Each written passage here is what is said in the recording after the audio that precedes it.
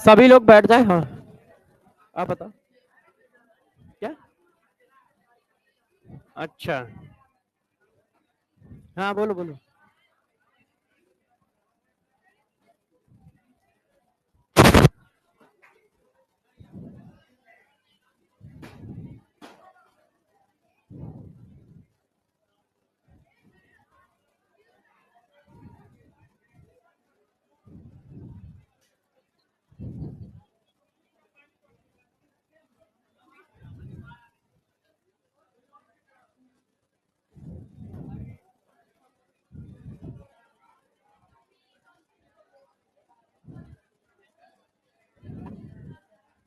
Lecture number बताओ।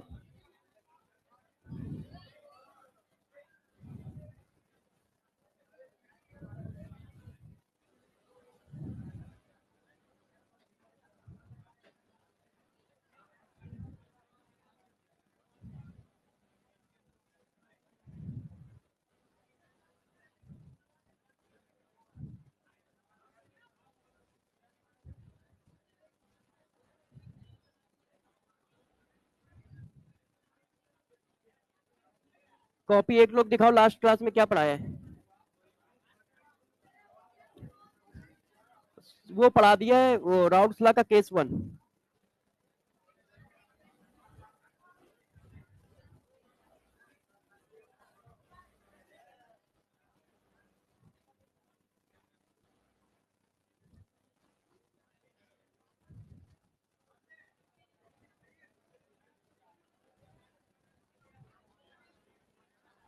ये question last में करा दिया था ना, करा दिया था ना।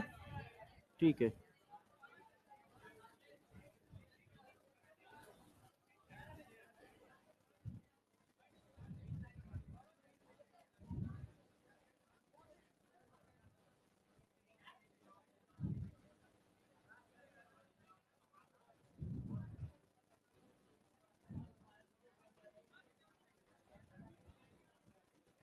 हाँ भाई, अब जरा देखो, हम लोग स्टार्ट करने जा रहे हैं लिक्विड स्टेट का लेक्चर नंबर 3। लेक्चर नंबर 1 2 करा दिया है।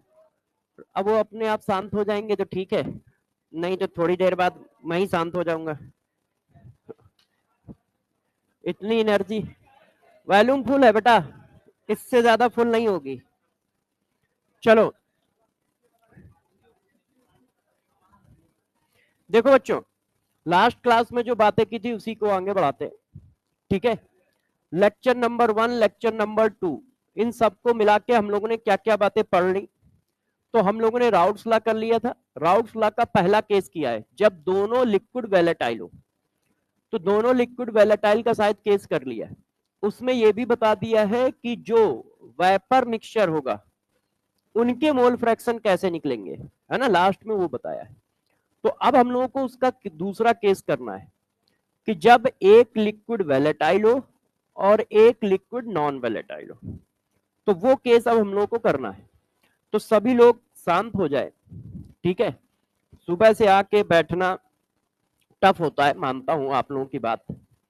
हाँ, मगर आपकी एज में टफ नहीं होता है, हम लोगों की एज में टफ होता है। ठीक है, क्योंकि आपको तो अभी जाना ही है। सुबह सुबह आपके बाकी मेडिकल कॉलेज की भी क्लास सुबह होंगी, है ना। तो इसलिए आप लोगों को तो अभी बहुत लंबा सफर तय करना है। और सभी बच्चे टेस्ट को बहुत सीरियस ले भाई। बस बस, जितना रोना धोना था हो गया, अब शांति पकड़ो। हाँ भाई, पीछे वालों शांति पकड़ो तो पढ़ाया जाए। हाँ भाई, तुम दोनों का याराना खत्म हो गया हो तो पढ़ाने पे फोकस किया जाए। देखिए, हाँ हाँ बेटे, कहाँ पे हो,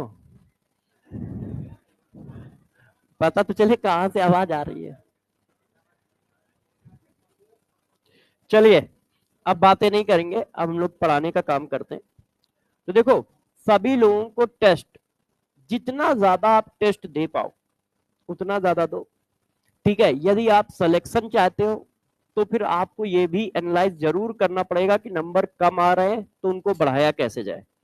नहीं चाहते हो तो कोई बात नहीं, आराम से आते रहो, पढ़ते रहो, कोचिंग वाले पढ़ाते रहेंगे, उसमें उनको कोई दिक्कत नहीं है। आपको टेस्ट देने पड़ेंगे और टेस्ट में नंबर लाने पड़ेंगे। नहीं आ रहे हैं तो उनको एनालाइज करो, क्यों नहीं आ रहे हैं, कहां कहां दिक्कत आ रही है, उनको सॉर्ट आउट करने की कोशिश करो। यदि आप सोचोगे उस दिन कोई जिन निकलेगा और सीधा 700 नंबर आएंगे, तो ये आपकी भूल है। ऐसा कुछ नहीं होगा, उस दिन भी उतने ही नंबर आएंगे जितने आज आ रहे हैं। ऊपर से मैं बता दूं, आज से 20 कम ही आएंगे, क्योंकि उस दिन का प्रेशर एक अलग लेवल का प्रेशर होगा, तो 20-22 नंबर कम ही आते हैं। ठीक है, जो लगातार टेस्ट देता रहता है उसके ज्यादा भी आ सकते हैं। क्यों? क्योंकि उसको उतना फील हर बार होता है ना, क्योंकि हर बार वो मेहनत करके आके पेपर देता है, तो वहां पर भी मेहनत करके आके ही पेपर दोगे। तो जो पहली बार देते हैं उनको डर लगता है, मगर जो रेगुलर टेस्ट देते रहते हैं उनको डर नहीं लगता, क्योंकि वो हर बार मेहनत करके देते हैं और उस दिन भी उसको मेहनत करके टेस्ट देना है। मगर जो कभी नहीं देते हैं या दो तीन बार देते हैं, तो उस दिन उनको लगता है कि वो मेहनत करके आए हैं। वो बात अलग है कि उस दिन भी नहीं आए हैं, वो 4-5 बुकों को और बुकलेट को रिवाइज कर लिया है, और यदि उसको मेहनत कहते हैं तो भाई 25 लाख में से 25 लाख का हो जाएगा, इतना तो सब पढ़ के चले जाते हैं। ठीक है, मगर होता किसी का नहीं है, आपको भी पता है। होना वही लोगों का है जिनके नंबर 650 के आसपास आएंगे।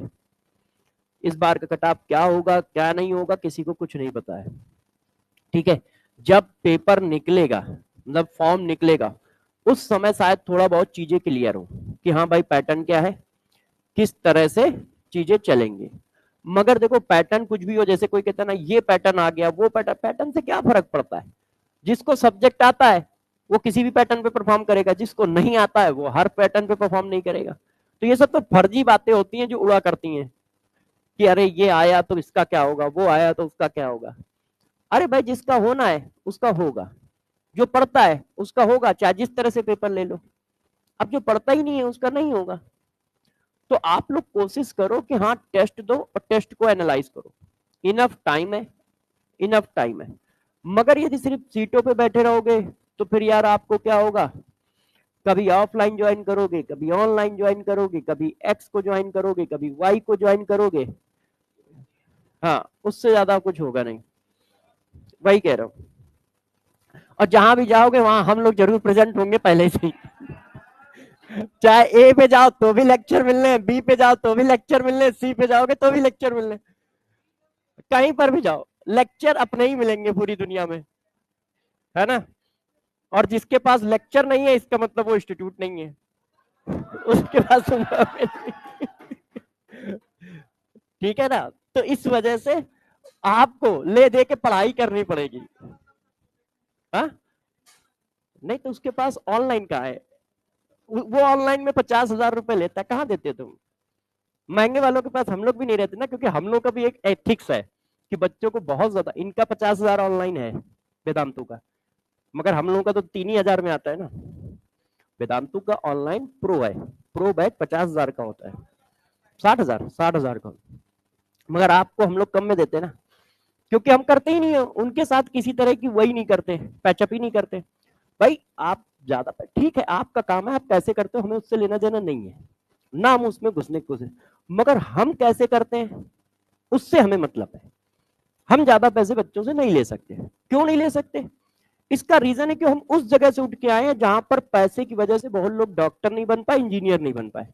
तो खाने पीने भर के पैसे लेंगे ही लेंगे, इसमें कोई दो राय नहीं है। जितना टैलेंट है उतने पैसे लेंगे ही लेंगे, मगर एक्सेस नहीं लेंगे। एक्सेस से बचने की कोशिश है बस। यदि आप कहो कि नहीं उतने नहीं लोगे तो उसमें नहीं, ऐसा नहीं है। जिएंगे कैसे? इंसान की प्रजाति में तो हम भी पाए जाएंगे, और साथ साथ में कुछ एक्स्ट्रा भी लेंगे, थोड़ा लग्जरियस लाइफ तो चले, तो वो भी लेंगे।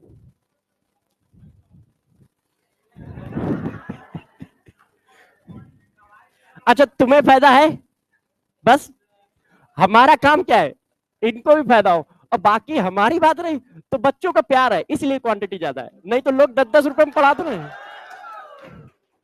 नहीं तो लोग लोग बहुत सारे लोग मतलब 1,000 रुपए में, 500 रुपए में, 200 रुपए में पढ़ा रहे हैं, मगर नहीं जाते बच्चे, क्योंकि हाँ, क्योंकि उसमें क्या है, बच्चों का प्यार नहीं है। और क्यों नहीं है? क्योंकि यार जितना आप अपने लिए सोचते हो उतना जब बच्चों के लिए सोचोगे तो बच्चों का प्यार मिलेगा।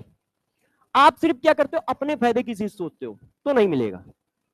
आप बच्चों के फायदे की भी चीज सोचो कि यार उनको कुछ फ्री दे दो, उनको थोड़ा बैच सस्ता दो, तो वो आपको भी जानते हैं। बच्चे देखो, बच्चे बहुत समझदार होते हैं, वो जानते हैं कि ये जो है, ये आदमी सही नहीं है, टीचर सही है, ये दोनों सही है, ये दोनों में बहुत बदमाश है, बच्चे सब जानते हैं। क्यों? क्योंकि यार आप नहीं समझेंगे तो बच्चे समझेंगे कब? तो बच्चे ये सारी चीजें पहचान लेते हैं। लोग सोचते होंगे कि नहीं नहीं पहचान पाते, कैसे नहीं पहचान पाएंगे? आज वो अपने जमाने से सोच रहा होता है। इस समय टेक्नोलॉजी बहुत हाई है, बच्चों का टैलेंट भी बहुत बढ़ गया है, तो बच्चे सब समझ जाते हैं। तो आप कभी भी सबसे पहले उनके बारे में सोचो कि हाँ यार, उस बच्चे को क्या क्या मिल जाए और कम पैसे पे मिल जाए, इतने मिल जाए कि उसको भी दिक्कत ना है, तुम्हें भी ना है, तुम्हारी भी लाइफ अच्छी चले, तुम्हें भी पैसे मिल जाए, सिस्टम भी चल जाए, 2-4 रुपए तुम बचा भी लो, ठीक है, मगर वो भी सरवाइव कर जाए, वो भी सरवाइव कर जाए। और इसी वजह से ये होता है कि हाँ, बहुत सारे बच्चे चाहे जहां के पढ़ रहे हो। अब जैसे कल मैं, वो एक मॉल है ना यहाँ पे, सिटी सेंटर या सिटी, हाँ सिटी सेंटर, तो कल मैं वहां गया, यहीं पे था, आपकी क्लास हुई नहीं, उनकी क्लास भी नहीं हुई, तो मैं क्या करता, बोर हो रहा था बैठे बैठे, तो मैंने कहा चलते, हमें पता नहीं था नंबर किसी का, तो मैं चला गया। बहुत सारे बच्चे मिले, नए मिले, पुराने बच्चे मिले, नीट के मिले, जेई के मिले, बहुत सारे तो वो मिले जो फर्स्ट ईयर में किसी न किसी कॉलेज में, यहाँ कोई MAC करके क्या नाम है कॉलेज के, हाँ, उसके बच्चे मिले कि सर लास्ट ईयर पढ़ते थे, इस साल सिलेक्टेड है, ठीक है, वो बच्चे मिले। इस साल के बच्चे मिले, तो कोई एलन के बच्चे मिले, कुछ आकाश के मिले, कुछ अपने यहाँ के मिले, कुछ उनके मिले। तो बच्चों ने बताया कि कहाँ क्या गड़बड़ चल रहा है, कि सर, अब बच्चे ऐसे कहते, सर वो 2 साल पहले वाला बैच ना, उससे पढ़ा रहा है। क्यों? वो जब मिला था तब के नोट्स बने। तो मैंने कहा ठीक है, समझ में आ रहा है, हाँ सर हो जाएगा इस बार। हाँ अभी तो टेस्ट में 620 630 या 520 530 आ रहे हैं, मगर हो जाएगा। तो बच्चे मेहनत कर रहे हैं और चीजें कर रहे हैं, इससे ये भी पता चलता है हाँ यार, बच्चे जो है चीजों को मानते भी हैं, समझते भी हैं। हम लोगों को बच्चों के थ्रू यही पता चलता रहता है कि भाई बच्चे चाहे क्या रहे हैं। पढ़ाना काम नहीं है, ऐसा पढ़ाना काम है कि बच्चे को समझ में आ जाए, और दूसरी चीज वो चीज पेपर में भी आए। मान लो बेचारे को आ रही है मगर पेपर में वाई आ रहा है, हम पढ़ा एक्स रहे हैं, तो भी तो फायदा नहीं है, क्योंकि पढ़ाया पेपर के लिए जा रहा है, सब्जेक्ट नहीं पढ़ाया जा रहा है। नहीं तो पूरा सब्जेक्ट पढ़ाने में बहुत टाइम लगता है, पेपर के लिए पढ़ाया जा रहा है कि उसका पेपर अच्छे से निकल जाए। इसमें हम लोगों की मेहनत रहती है। आप देखो मेरी पीपीटी हमेशा बनी रहती है, पूरी पीपीटी बनी है, वो तो मैं यहाँ पे हूँ, जबकि मैं इस बार लैपटॉप भी नहीं लाया, भूल गया हूँ। क्वेश्चन ओशन सब डिजाइन रहेगा, क्यों? क्योंकि टाइम बचे, मैं लिखूंगा तो टाइम थोड़ा किल होगा, टाइम प्रीसियस है। यदि मैं हर लेक्चर में 3 मिनट भी बचाता हूं, तो यदि एक चैप्टर में 7 लेक्चर है तो 21 मिनट बचेंगे, इसका मतलब 15 क्वेश्चन में एक्स्ट्रा करा दूंगा। वो 15 क्वेश्चन हर चैप्टर में एक्स्ट्रा हो रहे हैं, तो इसका मतलब 300 क्वेश्चन या 250 क्वेश्चन हम फिजिकल में एक्स्ट्रा करा ले गए, और 250 क्वेश्चन एक्स्ट्रा करा ले गए, बहुत बड़ी बात है। तो वो थोड़ा सा जो टेक्निकल चीजें हैं उनको ध्यान रखना पड़ता है, और इससे क्या होता है, बच्चों को बहुत हेल्प मिलती है, क्योंकि जितने ज्यादा क्वेश्चन की प्रैक्टिस होती है, बच्चों को उसको लगाने का आइडिया लगता है कि हाँ ये कॉन्सेप्ट कैसे लगेगा, इसको हम कैसे यूज करेंगे। तो चलो वो सारी बातें करते हैं। अब हम लोग पढ़ लेते हैं केस नंबर 2, केस नंबर 2, ठीक है। सल्यूट क्या है, नॉन वेलेटाइल है। अब जरा देखो, स्पेलिंग सही कर लेना या मैं लिख देता हूं। देखिए केस नंबर 2 में क्या है, आपको पता है जब हम लोग सॉल्यूशन बनाते हैं, तो सॉल्यूशन बना लिक्विड ए और लिक्विड बी के मर्ज करने से। सॉल्यूशन कैसे बना, लिक्विड ए और लिक्विड बी के मर्ज करने से, ठीक है। इसमें से मान लो लिक्विड ए को हम सॉल्यूट कहते हैं और लिक्विड बी को हम लोग सॉल्वेंट कह देते हैं। अभी तक क्या था, दोनों के दोनों वेलेटाइल थे। अब मैंने क्या किया, मैंने कहा यार अभी भी वेपर बन सकती है, तो लिक्विड ए जिसका नाम हम लोगों ने सॉल्यूट रखा है, इसको कर दिया नॉन वेलेटाइल। तो बच्चों ने कहा सर ये नॉन वेलेटाइल क्या होता है? नॉन वेलेटाइल का मतलब होता है जिसकी वेपर नहीं फॉर्म होंगे, डज नॉट फॉर्म वेपर। मतलब ऐसा लिक्विड जो वेपर नहीं बनाएगा, जैसे आपके घर की चीनी है ना, शुगर, तो क्या शुगर वेपर बनाता है? नहीं बनाता है ना, शुगर कहीं से भी वेपर नहीं बनाता है। तो इस तरह का यूरिया, नमक जो घर में शुगर वो रखा है, वो भी क्या है, वेपर नहीं बनाता है, वो भी वेपर नहीं बनाता है। तो अब हम क्या कर रहे हैं, अब हम ऐसा सोल्यूशन लेने जा रहे हैं जिसमें एक लिक्विड वेपर बनाएगा, दूसरा नहीं बनाएगा। अब जरा देखते जाइएगा, बहुत इजी है यार, देखते ही खत्म हो जाएगा, ध्यान दीजिएगा बस। देखो, ये बनाया मैंने सॉल्यूशन, इसमें ये हो गया हमारा लिक्विड,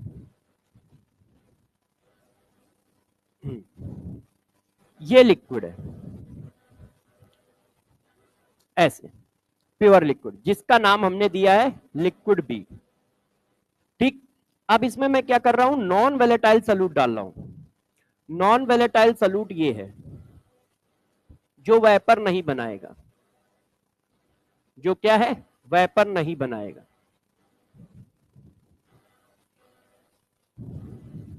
ये देखो कुछ इस तरह से, ये हमारा नॉन वेलेटाइल सॉल्यूट है, ये क्या है, नॉन वेलेटाइल सॉल्यूट है, जिसको आप ए कह रहे हो। वो लिक्विड ए भी हो सकता है, नॉन वेलेटाइल भी हो सकता है, ये हमारा ए है। इतना क्लियर हुआ? अब बताओ, यदि हम वेपर बनाएंगे तो किसकी बनेगी, ग्रीन वाले की बनेगी? नहीं, क्योंकि ये तो नॉन वेलेटाइल है, तो सिर्फ व्हाइट वाले की बनेगी। ये देखो, सिर्फ बी की बनेगी।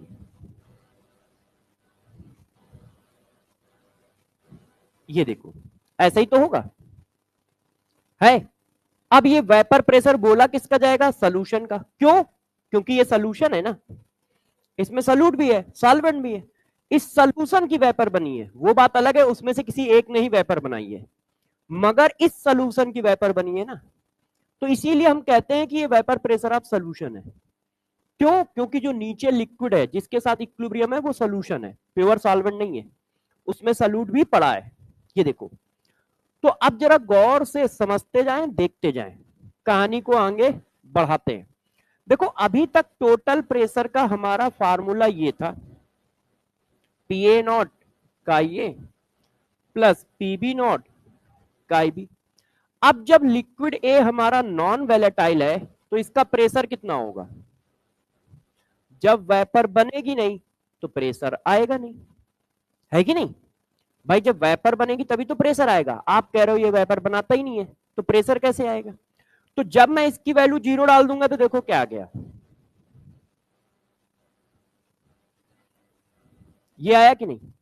अच्छा देखो, जो मैथ बता रही है वही चीज सॉल्यूशन भी बता रहा है। वेपर किसकी बनी है, सिर्फ बी की। तो जब सिर्फ बी की वेपर बनी है तो टोटल प्रेशर ऑफ सॉल्यूशन किसके इक्वल है, पार्शियल प्रेशर ऑफ बी। और ये यहां देखो दिख रहा है, टोटल प्रेशर ऑफ सॉल्यूशन किसके इक्वल है, पार्शियल प्रेशर ऑफ बी, है ना। और फिगर में भी यही समझ में आ रहा है, क्योंकि लिक्विड किसने बनाई है, वेपर किसने बनाई है, सिर्फ बी ने बनाई है। अब यहां पे क्या है, नॉमेनक्लेचर चेंज हो जाता है। केमिस्ट्री में ना नाना जी, दादाजी, ये सब बहुत पाए जाते हैं। जैसे आप नाना घर जाओ तो कहो कहते हो आपको पिंकू, निंकू, टिंकू, है ना। और दादा घर गए तो बोलते हैं चिंटू, मिंटू, पिंटू। तो दसियों नाम होते हैं। तो उसी तरह से केमिस्ट्री में भी चलता है, जरा सा कुछ चेंज हुआ नहीं कि नाम नया रख देते हैं। अब जरा देखो, केस 2 आया नहीं, किसके नाम चेंज कर दिए, कैसे चेंज कर दिए, जरा देखना, फर्जीपना। अब हम टोटल प्रेशर ऑफ सोल्यूशन को यहां कह देते हैं पीएस, ठीक है। और सॉल्वेंट के प्योर प्रेशर को हम कह देते हैं यहां पे पी नॉट। भाई को ऐसे ही रखते हैं, इसके साथ भेदभाव, इसका कोई नाम चेंज नहीं किया। तो हमने क्या किया, अब टोटल प्रेशर ऑफ सोल्यूशन का नाम पीएस रख दिया। और मैं इसलिए रख रहा हूं क्योंकि बुकों में है, क्वेश्चन में होगा। अब पता चला वो क्वेश्चन में भी दे रहा है, बुक में दे रहा है, हम कुछ और पढ़ा रहे हैं, तो बच्चों को मिसमैच होगा तो कंफ्यूजन बढ़ जाएगा, इसलिए हम भी वही नाम छाप दे रहे हैं। क्लियर है? अच्छा, यहां पे कोई बुरा तो नहीं लग रहा है, बस नाम चेंज किया है। PS equal to PN, P naught chi B. PS क्या है, वेपर प्रेशर ऑफ सोल्यूशन, तो पीएस क्या है, vapour pressure of solution. Vapour pressure of solution. P naught क्या है? Vapour pressure of pure liquid, जब वो प्योर लिक्विड है कि नहीं? यहां तक कोई बवाल? मस्त चल रहा है? ऐसा किया ही क्या है, एक जीरो वैल्यू तो डाली है यदि देखो तो, है ना? इतनी देर से फर्जी में इधर उधर टाइम पास हो रहा है। देखो आप एक जीरो वैल्यू डाली है ना? काई पीए नॉट को जीरो डाल दिया तो ये आ गया है, और उसको समझाने के लिए ये तीन झाम बनाया है। क्लियर है? अब देखो मैं खेलने जा रहा हूं थोड़ा अगले पेज पे, चले? हाँ छाप लो थोड़ा सा, कोई दिक्कत नहीं है। तो अब जरा देखो, हाँ प्रेशर जो लग रहा है, हाँ सॉल्वेंट का लग रहा है। हाँ सॉल्यूशन का इसलिए बोल रहे हैं क्योंकि इक्विलिब्रियम सॉल्यूशन के साथ है। ये जो वेपर बनी है कब बनी है? जब आपने सॉल्यूशन को बॉयल किया है, इसलिए सॉल्यूशन का वेपर प्रेशर बोल रहे हैं। हाँ सॉल्यूट का रोल है, आएगा भी, देखो 2 मिनट बाद आएगा। क्या रोल है अभी देखो बताएगा वो। इसके जस्ट बाद जो हेडिंग, इसके बाद लैंग्वेज लिखेंगे ना, उसी से क्लियर होने लगेगा। कहानी को आगे बढ़ाने तो दो, आप लोग छाप डालो।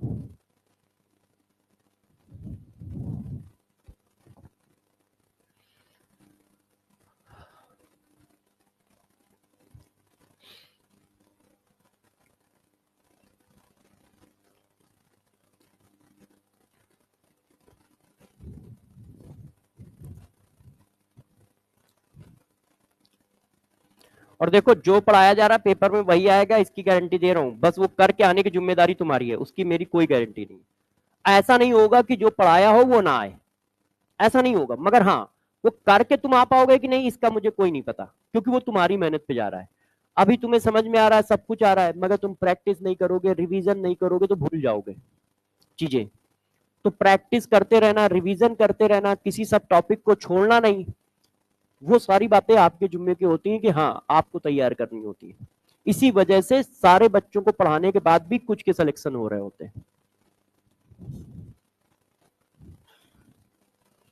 यहां तक छप गया? क्या कह रहे हो बेटे? अब जरा गौर से देखना, अगले पेज पे चल रहा हूं। P S equal to P naught chi B. अब देखो आपने कहा सर इक्वेशन जो है वो P S equal to P naught chi B है। तो बच्चों ने कहा सर आप ये जानते हो? मैंने कहा क्या? कि chi A plus chi B equal to 1 होता है। मैंने कहा हाँ यार, आप लोगों ने 4-5 क्लास पहले मुझे पढ़ाया था। तो बच्चों ने कहा सर यदि मैं ऐसा रख दूं तो आप रोने धोने तो नहीं लगोगे? तो मैंने कहा नहीं नहीं यार, ये बात तो मुझे समझ में आ गई है ना? काई बी इक्वल टू क्या आ गया? 1 माइनस काई ए, उठा के वहां डाल देते हैं। तो जब मैंने इसको वहां पर पुट कर दिया तो ये ऐसे आ गया,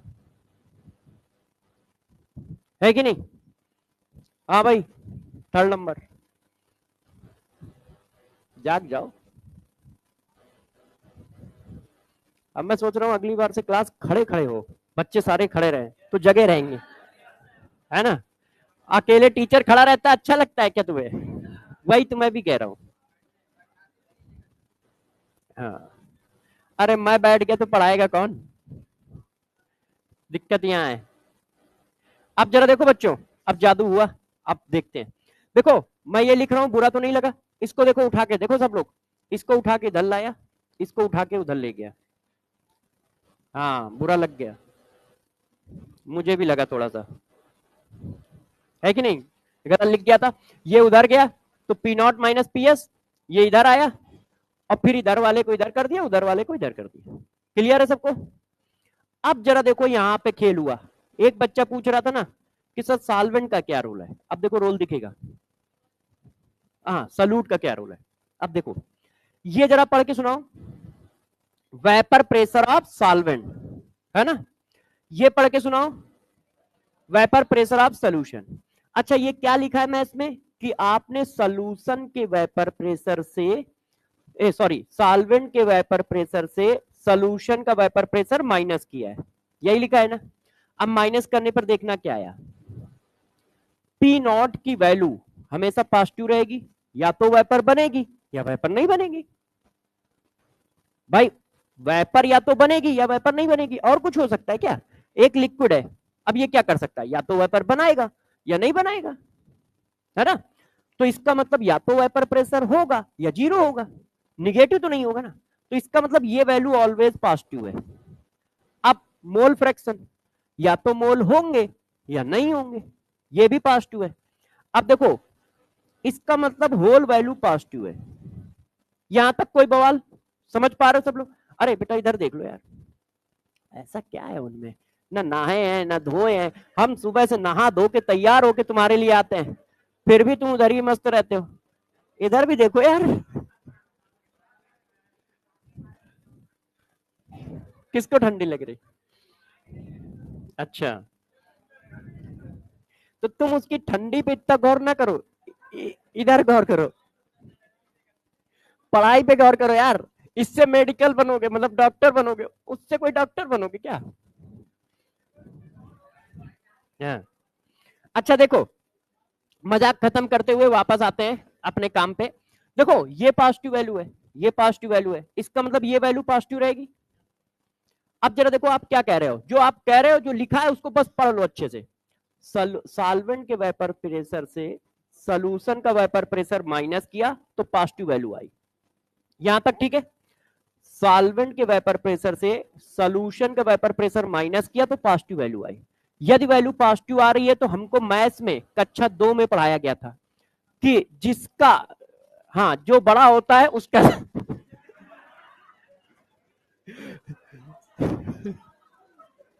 पहले ये चलता था ना, क्लास 2 थोड़ी चलता था। हाँ देखो, मैंने क्या बताया, मैं, अच्छा, अब वापस आते हैं।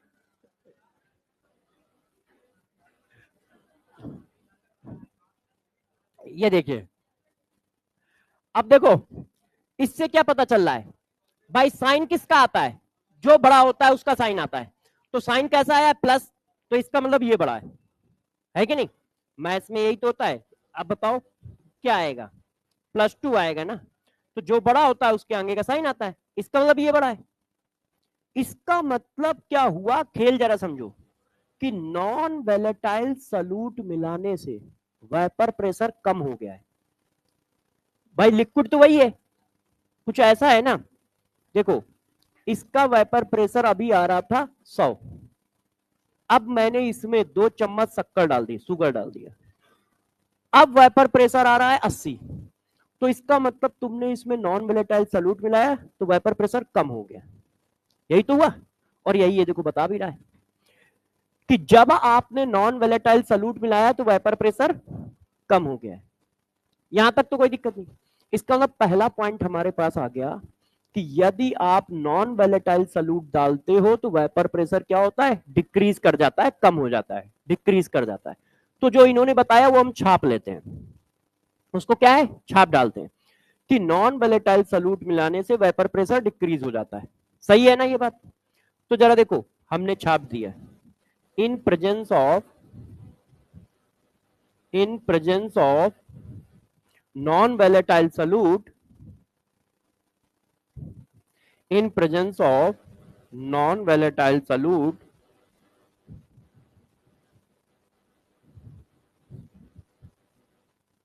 vapor pressure of solution decreases। Vapour pressure क्या है? डिक्रीज करता है ना? देखो मैथमेटिकली प्रूफ कर रहा है ना, लैंग्वेज के फॉर्म में कह रहे होगे ना। हाँ, एक एक करके आने दो। सॉल्यूशन में, सॉल्यूशन में सॉल्यूट को घटाओगे कैसे, कहां घट रहा है भाई? सॉल्यूट का तो वेपर प्रेशर 0 है ना, तो पीएस -0 पीएस ही रहेगा, है ना? वैसे वो मैथमेटिकल इक्वेशन में कहीं आएगा ही नहीं, क्योंकि वो पहले ही 0 हो चुका है ऊपर से, है ना? अच्छा,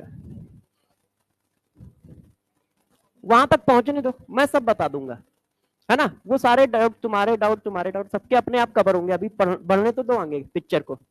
अच्छा यहां तक ठीक है कि नॉन वोलेटाइल सॉल्यूट मिलाया तो वेपर प्रेशर कम हो जाएगा, इस विजुअलाइजेशन में तो कोई दिक्कत नहीं है। अब देखो जब मैं ये बात प्रूफ कर दी, अब इसके बाद आता हूं लैंग्वेज में, ये मैथमेटिकल आंसर लिखा है, अब लैंग्वेज के फॉर्म का आंसर, जो शायद इधर से कोई बच्चा पूछ रहा था, रीजन, रीजन का मतलब लैंग्वेज आंसर बताओ।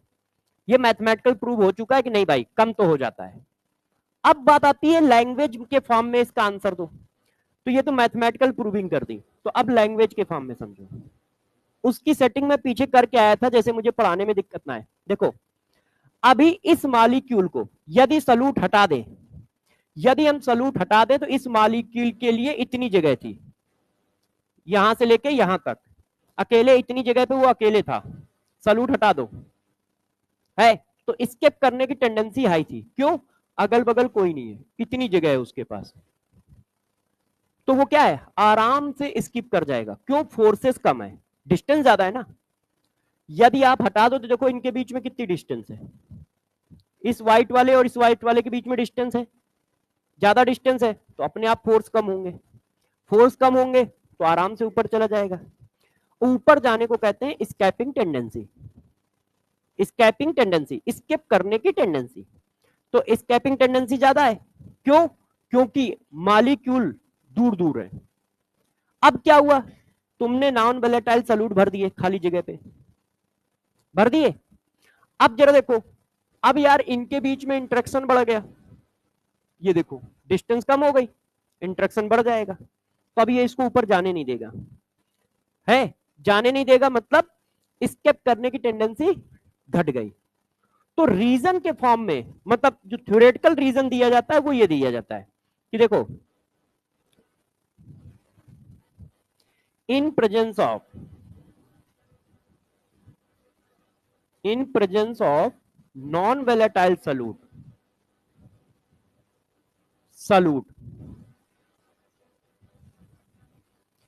escaping tendency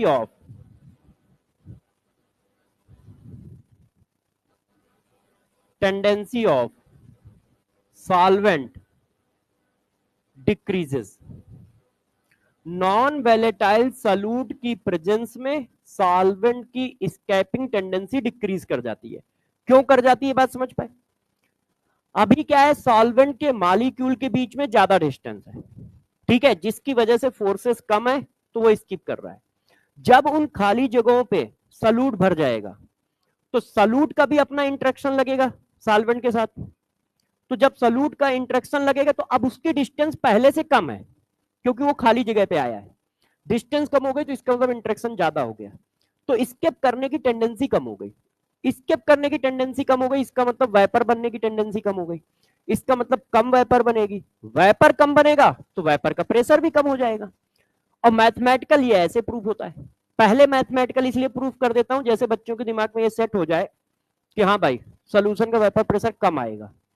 नहीं तो ये तो विजुअल नहीं है ना, अच्छा टेंडेंसी कम हो गई कह रहे हो तो ठीक है, मगर कोई दिख तो नहीं रहा है। भाई आप कह रहे हो तो मान लेते हैं, मगर कहीं दिख नहीं रहा है, ये दिख रहा है। मैथमेटिकल प्रूफ है, छोटी सी मैथ है, बच्चे को समझ में आती है, तो पहले दिमाग में पहले ही सेट हो जाता है कि हाँ यार कम होगा। अब जब मैं लैंग्वेज सेट करता हूं तो बच्चे को लगता है हाँ ठीक है, कम होने का रीजन आ गया हमारे पास। तो जरा देखो हमें क्या पता चला, नॉन वोलेटाइल सॉल्यूट मिलाने से वेपर प्रेशर सॉल्यूशन का गिर जाता है, ठीक है ना। क्यों गिर जाता है, मैथमेटिकल तो ये हो गया, और लैंग्वेज फॉर्म में क्योंकि escaping tendency of solvent molecule decrease कर जाती है, सॉल्वेंट मॉलिक्यूल के स्केप करने की टेंडेंसी कम हो जाती है। अब कहानी को और थोड़ा बढ़ाते हैं, हमको कैसे पता चलेगा कितना गिर जाता है। तो अब जरा देखो पी नॉट की वैल्यू क्या है, कांस्टेंट।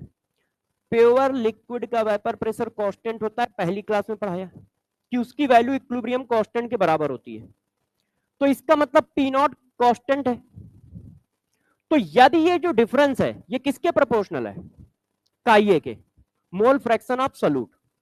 भाई पी नॉट की वैल्यू कांस्टेंट है, तो जितना ज्यादा काइए होगा उतना ज्यादा डिफरेंस होगा, और डिफरेंस में इसकी वैल्यू तो कभी चेंज ही नहीं हो रही है। डिफरेंस बढ़ने का मतलब ये छोटा हो रहा है कि नहीं? भाई डिफरेंस बढ़ रहा है तो इसका मतलब ये छोटा हो रहा है। क्यों? क्योंकि पहली वैल्यू कांस्टेंट है। अब कोई कह रहा है कुछ ऐसा है, वैल्यू है 100, ये 80, डिफरेंस आया 20। अब किसी ने कहा डिफरेंस 30 हो गया, तो अब बताओ ये वाला अपने आप 70 हो जाएगा क्योंकि ये तो कांस्टेंट है ना। तो इसका मतलब ये पी नॉट पी नॉट किसका वेपर प्रेशर है? लिक्विड का। और लिक्विड का वेपर प्रेशर कांस्टेंट होता है, वो चेंज ही नहीं होता है। वो आप यहां बोल चुके हो कि कांस्टेंट है, तो जो यहां है वही तो वहां लिखा है। तो इसका मतलब यदि ये डिफरेंस बढ़ रहा है, क्योंकि ये डिफरेंस का बराबर का है, इन दोनों को माइनस किया तो ये आया। तो अब का ये बढ़ाओगे, इसका मतलब डिफरेंस बढ़ रहा है। डिफरेंस बढ़ रहा है, इसका मतलब ये कम हो रहा है, क्योंकि ये वैल्यू कांस्टेंट है। 100 माइनस 80, डिफरेंस आया 20। अब डिफरेंस 30 आ रहा है, तो ये तो 100 रहेगा, इसका मतलब ये 70 हो गया। डिफरेंस 40 आया, इसका मतलब ये 60 हो गया। तो देखो ये बढ़ रहा है तो ये घट रहा है। डिफरेंस 50 आया तो देखो ये 50 हो गया, कम होता चला जा रहा है। डिफरेंस 60 आया तो ये 40 हो गया। इनवर्सली प्रोपोर्शनल रिलेशन है। तो बस अब यही सब हमें छापना है। तो थोड़ा सा आपको सीएसडी भी लिख दूं तब छापो आप एक जगह पे, क्योंकि इसका सीएसडी और इसकी लैंग्वेज थोड़ी इंपॉर्टेंट होगी, क्वेश्चन में लैंग्वेज सेट करता है। देखो बच्चों, हम सेकंड केस की बात कर रहे हैं। सेकंड केस में क्या है? हमारा लिक्विड ए नॉन वेलेटाइल है, नॉन वेलेटाइल सॉलिड है, जिसका वेपर प्रेशर 0 है। तो हमारी इक्वेशन आई PT equal to P B naught chi B, जिसको हमने रिप्लेस कर दिया P S equal to P naught chi B से। तो एक हमारी इक्वेशन ये आ गई। फिर आपने इक्वेशन ये लिखी P not minus P S equal to chi A. हाँ, नॉन वेलेटाइल सॉल्यूट का मोल फ्रैक्शन। अब जरा रुक जाइए, समझते जाओ, बता चुके हूं, लिख रहा हूं। अब देखो, ये सीएसडी में लिख रहा हूं main main point. In presence of non volatile solute, आवाज नहीं करो, in presence of non volatile solute vapour pressure of solution decreases. ये बात प्रूफ हो चुकी है। कैसे? बता दिया है। रीजन क्या है? रीजन भी बता दिया है। क्या? Scaping tendency, scaping tendency of solvent molecule, solvent molecule, molecule decreases. सही है कि उसकी स्कैपिंग टेंडेंसी डिक्रीज कर जाती है। अब एक बार रुक जाओ, छपाई नहीं करो, बस 2 लाइनें और लिख लेने दो। देखो, पी नॉट माइनस पी एस को ये कहते क्या है साइंस की लैंग्वेज में? P not minus P S, इसको बोलते हैं लॉरिंग ऑफ वेपर प्रेशर, है ना? कि वेपर प्रेशर का लॉरिंग हुआ है, मतलब कितना वेपर प्रेशर कम हुआ है। अब ये तो इनकी लैंग्वेज है, अपनी लैंग्वेज में थोड़ा सा समझो। 100 था, 80 माइनस किया, 20 आया। तो इसका मतलब है नॉन वेलेटाइल सॉल्यूट की प्रेजेंस में वेपर प्रेशर कितना डिक्रीज हो गया है? P not minus P S 20। मतलब P not minus P S क्या है? P not minus P S क्या है? Lowering of vapour pressure. Lowering of vapour pressure का मतलब नॉन वेलेटाइल सॉल्यूट की प्रेजेंस में कितना वेपर प्रेशर डिक्रीज हो गया है। नॉन वेलेटाइल सॉल्यूट की प्रेजेंस में कितना वेपर प्रेशर डिक्रीज हो गया है। जैसे किसी क्वेश्चन में उसने कहा कि 4 ग्राम यूरिया मिलाने से वेपर प्रेशर 10 डिक्रीज हो जाता है। तो बताओ 10 क्या है? P not minus P S की डायरेक्ट वैल्यू दी है, क्योंकि 10 डिक्रीज हो जाता है तो 10 डिफरेंस हुआ ना, इसका मतलब वो P not minus P S की डायरेक्ट वैल्यू है ना? तो लैंग्वेज के साथ साथ उसका मीनिंग क्लियर रहेगा तो क्वेश्चन को पकड़ पाओगे कि वो दे क्या रहा है। तो इसका मतलब क्या होता है? देखो, इसका मतलब होता है कितना वेपर प्रेशर डिक्रीज हो गया है, हो गया है नॉन वेलेटाइल सॉल्यूट मिलाने से। कितना वेपर प्रेशर डिक्रीज हो गया है नॉन वेलेटाइल सॉल्यूट मिलाने से, उसी को साइंस की लैंग्वेज में कहते हैं लोअरिंग इन वेपर प्रेशर। इसका मतलब क्या है, नॉन वेलेटाइल सॉल्यूट मिलाया तो कितना वेपर प्रेशर डिक्रीज हुआ, और कितना डिक्रीज हुआ वो किस पर डिपेंड कर रहा है। अब एक एक करके पॉइंट समझो, कितना डिक्रीज हुआ वो किस पर डिपेंड कर रहा है, mole fraction of solute.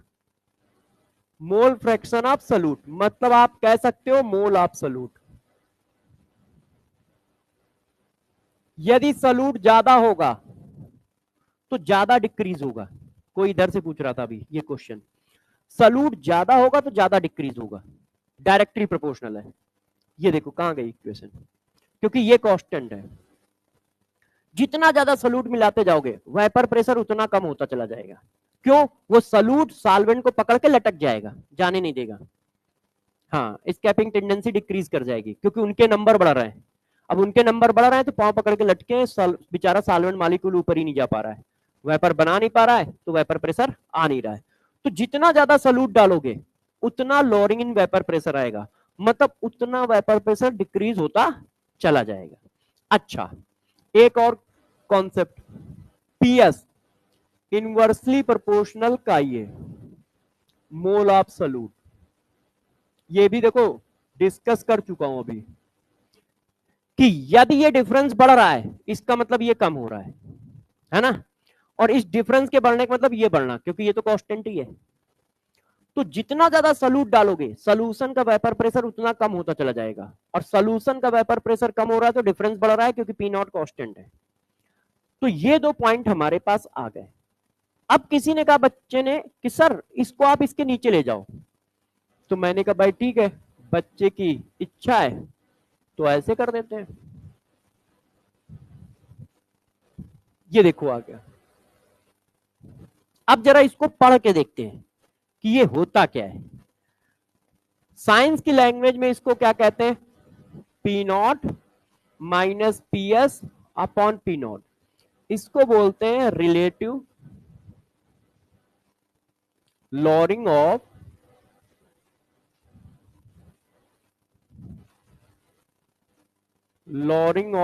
Vapour pressure, मतलब आर एल वीपी बोलते हैं। मगर हम लोग ये नहीं बोलते हैं, हम लोग क्या बोलते हैं जरा समझो, पहले इसको मैथ में समझा दूं। देखिए 100 वेपर प्रेशर था, नॉन वेलेटाइल सॉल्यूट मिलाया 80 रह गया, डिफरेंस कितना आया 20। आपने ये डिफरेंस बताया है, मैंने कहा कितने परसेंटेज डिक्रीज हुआ है, तो परसेंटेज कैसे निकालोगे, डिफरेंस डिवाइडेड बाय इनिशियल। तो डिफरेंस क्या है 20, इनिशियल क्या है 100 इंटू 100, तो 20% आया, है ना। तो 20% क्या है, कितने परसेंटेज वेपर प्रेशर डिक्रीज हुआ है, यही तो हुआ ना। 100 था 20 रह गया, मतलब 100 था 80 रह गया, तो 20 डिफरेंस आया। तो आप कह रहे हो लॉरिंग ऑफ वेपर प्रेशर 20 है, या कितना वेपर प्रेशर डिक्रीज हुआ है 20 है। मैं कह रहा हूं इसको 20 ना बोलो, परसेंटेज में बताओ कितना डिक्रीज हुआ है, तो आप उसका परसेंटेज बनाओगे। परसेंटेज कैसे बनाया जाता है भाई, 20 डिक्रीज हुआ, कितने में 20 डिक्रीज हुआ 100 में, इंटू 100, तो 20% आ रहा है ना। अब परसेंटेज को फ्रैक्शन बनाने के लिए क्या करते हैं, 100 से डिवाइड, परसेंटेज इक्वल टू होता है फ्रैक्शन, चलो पहले कहीं लिख देता हूं, परसेंटेज इक्वल टू होता है फ्रैक्शन इंटू 100। परसेंटेज फ्रैक्शन में 100 का मल्टीप्लाई मारो परसेंटेज बन जाता है, फ्रैक्शन में 100 का मल्टीप्लाई मारो परसेंटेज बन जाता है। अब ये फ्रैक्शन पूछ रहा है, तो जब फ्रैक्शन पूछा जाता है तो 100 का मल्टीप्लाई नहीं करते हैं। जब फ्रैक्शन पूछा जाए तो 100 का मल्टीप्लाई नहीं करते, जैसे परसेंटेज बनाने में 100 का मल्टीप्लाई करते हो, फ्रैक्शन बनाने में 100 का मल्टीप्लाई नहीं करते। देखो कितना डिक्रीज हुआ 20 डिवाइडेड बाई 100, बस। अब इंटू 100 नहीं करोगे तो वो निकल के आता है फ्रैक्शन। तो 20 डिवाइडेड बाई 100 का मतलब 1/5, 1/5। तो ये जो लिखा है ना P not minus P S upon P not, देखो वही लिखा है। ये क्या लिखा है 20, ये क्या लिखा है 100, तो ये क्या बता रहा है कितने फ्रैक्शन वेपर प्रेशर डिक्रीज हुआ है नॉन वेलेटाइल सॉल्यूट मिलाने से। लैंग्वेज के फॉर्म में, जैसे एक तो ये relative lowering of vapour pressure, मगर relative lowering of vapour pressure का मतलब क्या है? कितने फ्रैक्शन वेपर प्रेशर डिक्रीज हुआ है नॉन वेलेटाइल सॉल्यूट मिलाने से। क्योंकि इसमें 100 का मल्टीप्लाई नहीं है इसलिए फ्रैक्शन बोला जा रहा है। कितने फ्रैक्शन वेपर प्रेशर डिक्रीज हुआ है नॉन वेलेटाइल सॉल्यूट मिलाने से। तो ये हम लोगों को अपनी लैंग्वेज में क्या याद रखना है? कितने फ्रैक्शन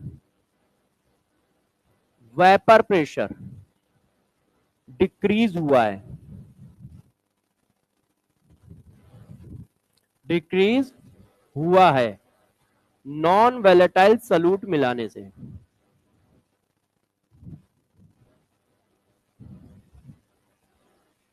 सॉल्यूट मिलाने से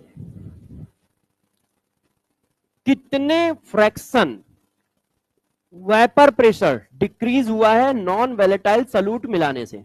अच्छा, हमने अभी खुद पढ़ाया है कि फ्रैक्शन में 100 का मल्टीप्लाई करो तो परसेंटेज बन जाता है। तो देखो ये फ्रैक्शन था, डरना नहीं। अब इसमें मैंने 100 का मल्टीप्लाई कर दिया, अब ये क्या बन गया?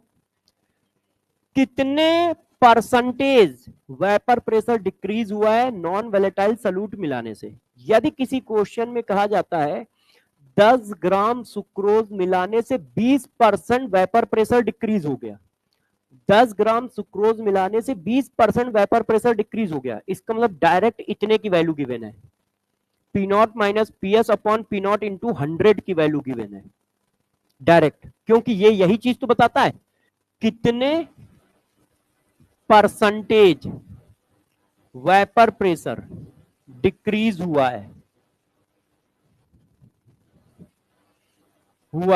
नॉन वेलेटाइल सॉल्यूट मिलाने से।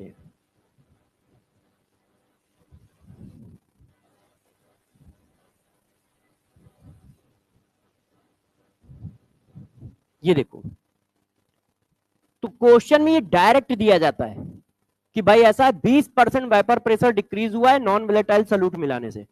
तो बच्चों को ये समझ में आता है, ठीक है 20% डिक्रीज हुआ है, मतलब ये रियल में क्या आया ये, क्योंकि ये चीज यही लिखी है कि कितने परसेंटेज वेपर प्रेशर डिक्रीज हुआ है नॉन वेलेटाइल सॉल्यूट मिलाने से, मतलब इसकी डायरेक्ट वैल्यू दी है इस पूरे की। और फ्रैक्शन कह रहा है तो इसकी वैल्यू दी है, और इसकी वैल्यू बराबर किसके? मोल फ्रैक्शन ऑफ सॉल्यूट के। और ये वाली लैंग्वेज, मतलब ये वाला जो इक्वेशन है यही राउल्स लॉ है। अब इसको लैंग्वेज में लिख दोगे तो राउल्स लॉ हो जाएगा। अब लैंग्वेज में क्या लिखोगे? Relative lowering of vapour pressure is equal to mole fraction of solute. तो जब इसको लैंग्वेज में लिख देते हो तो राउल्स लॉ हो जाता है। जैसे ये देखो, इसी चीज को लैंग्वेज में लिख दो, जगह किधर है? नहीं है, यहां लिख देता हूं। इसी चीज को लैंग्वेज में लिख दो तो राउल्स लॉ हो जाता है। क्या? Relative lowering of vapour pressure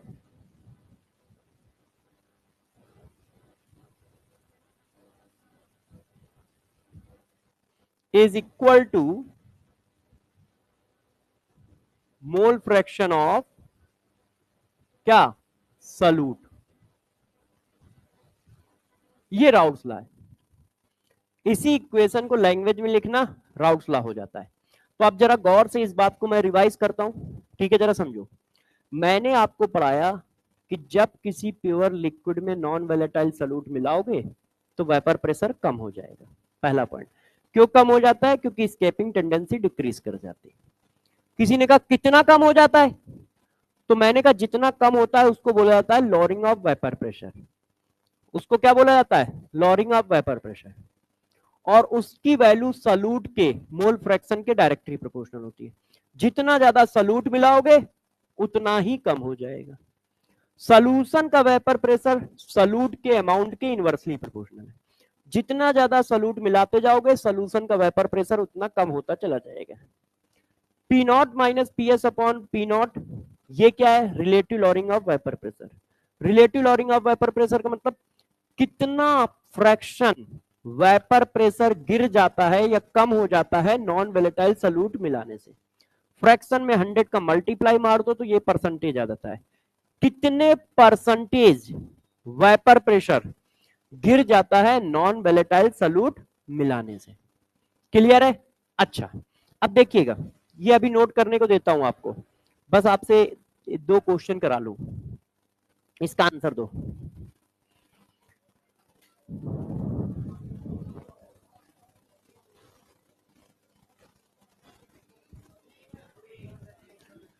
अब देखो, according to Raoult's law, relative lowering of vapour pressure of solution is equal to mole fraction of ये सही है, मोल ऑफ सॉल्यूट लिखा है, मोल फ्रैक्शन ऑफ सॉल्यूट होता है सी। क्लियर है? अच्छा, आपने जिद की तो मुझे एक और क्वेश्चन देना पड़ा, नहीं तो मेरा कोई मन नहीं था। क्यों मन होगा मेरा यार? देखो, देखिए, some amount of sucrose dissolve in 100 gram water, ठीक है, vapour pressure of solution decreases 22% in presence of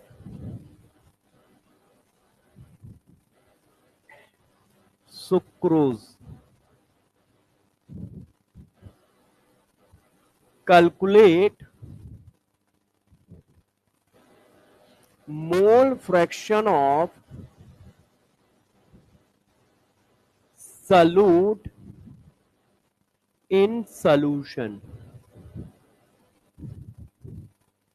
A,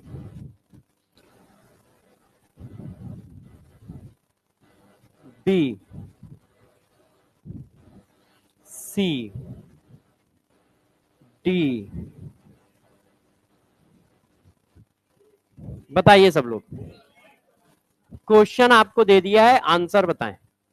some amount of sucrose dissolve in 100 gram water, vapour pressure of solution decreases 22% in presence of sucrose. Calculate mole fraction of solute in solution. अब यदि 22% की meaning जानते हो तो question 1 second में होगा, नहीं तो हमको टेंशन होगी कि यार ये सब निकाले कैसे, ये जो बवाल फंसा पड़ा है। तो अब जरा देखो, आपको पता है इसकी वैल्यू डायरेक्ट गिवन है,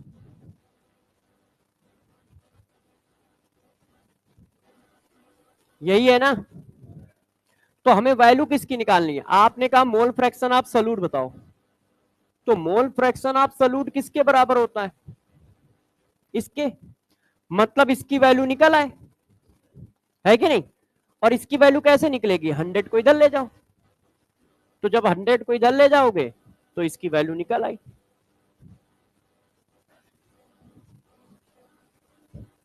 यही क्या हो गया? मोल फ्रैक्शन ऑफ सॉल्यूट। हो सकता है मोल फ्रैक्शन ऑफ वो सॉल्वेंट पूछ लेता, तो जब सॉल्यूट आ जाएगा तो सॉल्वेंट अपने आप आ जाएगा, 1 से माइनस कर दोगे, है ना? वो क्वेश्चन को अब घुमा सकता है तो भाई सॉल्वेंट पूछ सकता है। बात समझ पा रहे हो? तो लैंग्वेज को पकड़ के रखना। अच्छा, एक कहानी और बताता हूं, रुक जाइए, छपाई करने का टाइम देंगे, थोड़ा सा और लिख लू, मतलब लिख दू। अब जरा देखो बच्चों, डरना नहीं, है ना, कि पता चला रोने धोने लगो। देखो, इसको समझ पा रहे हो क्या लिखा है? सब लोग समझ पाए? अब जरा देखो, ये क्या है? ये है boiling point of water. Clear? अच्छा, अब तुम जिद कर रहे हो तो तुमसे क्वेश्चन ही पूछ लेते हैं। किसी के बॉइलिंग पॉइंट पर वेपर प्रेशर कितना होता है? एक नींद तो मार ही चुके हो ना, तो अब तो बता ही दोगे। किसी के बॉइलिंग पॉइंट पर वेपर प्रेशर कितना होता है? वाटर का वेपर प्रेशर कितना होगा 100 डिग्री सेंटीग्रेड पे? क्या बता सकते हो? तुम्हारा नंबर भी आएगा। हाँ, पूछो, तुम्ही से पूछ रहा हूं, बताओ क्यों 180 में क्यों? हाँ वेरी गुड, एटमॉस्फेरिक प्रेशर के बराबर होता है। किसी के बॉइलिंग पॉइंट पर उसका वेपर प्रेशर कितना होता है? एटमॉस्फेरिक प्रेशर के बराबर। इसका मतलब पी नॉट की वैल्यू 1 एटमॉस्फेरिक प्रेशर होगी, मतलब 760 टॉर होगी, मतलब 760 mmHg होगी। अब गौर समझना, जब भी क्वेश्चन वाटर के बॉइलिंग पॉइंट पे चल रहा होगा, देखो वाटर का बॉइलिंग पॉइंट स्टैंडर्ड है, सारी दुनिया को पता होता है, बताया नहीं जाता है। तो वो क्या करेगा, क्वेश्चन में टेम्परेचर मेंशन कर देगा और पी नॉट गायब कर देगा। अब बच्चे टेंशन में होते कि यार पी नॉट नहीं मिल रहा, नहीं तो मेरा क्वेश्चन हो जाता है। अब पी नॉट उसने दे रखा है मगर इनडायरेक्टली दे रखा है, क्योंकि क्वेश्चन में टेम्परेचर 100 मेंशन है, मतलब 373 मेंशन है। तो वो बता तो रहा है कि इस टेम्परेचर पे क्वेश्चन चल रहा है और वो वाटर का बॉइलिंग पॉइंट है। तो जब वाटर के बॉइलिंग पॉइंट पे क्वेश्चन चल रहा है, इसका मतलब ऑटोमेटिक आपको पी नॉट दिया है। तो वो क्वेश्चन में फंसाने के लिए क्या कर देता है, बॉइलिंग पॉइंट पे क्वेश्चन चला देता है। किसी दूसरे लिक्विड के बॉइलिंग पॉइंट पे चलाएगा तो उसको बताना पड़ेगा कि ये लिक्विड का बॉइलिंग पॉइंट है। तो तुम शक कर जाओगे कि अच्छा तुम बॉइलिंग पॉइंट पे क्वेश्चन क्यों चला रहे हो, तो तुम एक बार पकड़ ले जाओगे। मगर झोंक झोंक में ये वाली बात पकड़ में नहीं आती है, क्योंकि वाटर के बॉइलिंग पॉइंट पे वो बताएगा ही नहीं कि हम किसी के बॉइलिंग पॉइंट पे क्वेश्चन को चला रहे हैं। मगर कोई अननोन लिक्विड होगा तो बताना पड़ेगा, क्यों? क्योंकि सारी दुनिया के लिक्विड के हमको बॉइलिंग पॉइंट थोड़ी पता है, तो उसको खुद बताना पड़ता है कि भाई ये इसका बॉइलिंग पॉइंट है और इस पे मैं क्वेश्चन को चला रहा हूं।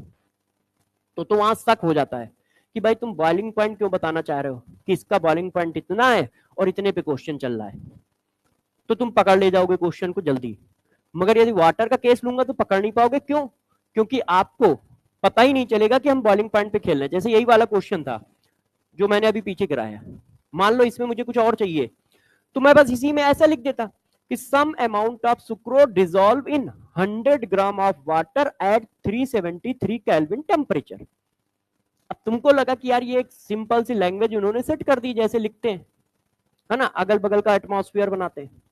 मगर मैंने वहां पे बता दिया कि पी नॉट की वैल्यू हमारी इतनी है। ठीक है, अब मैं क्वेश्चन आगे बढ़ा देता कि vapour pressure of solution is 600 mmHg, calculate mole of solute. अब तुम कहते यार वेपर प्रेशर ऑफ सोल्यूशन दिया है, सॉल्वेंट के मोल दिए, यदि पी नॉट मिल जाए तो इस फार्मूले से निकाल देंगे।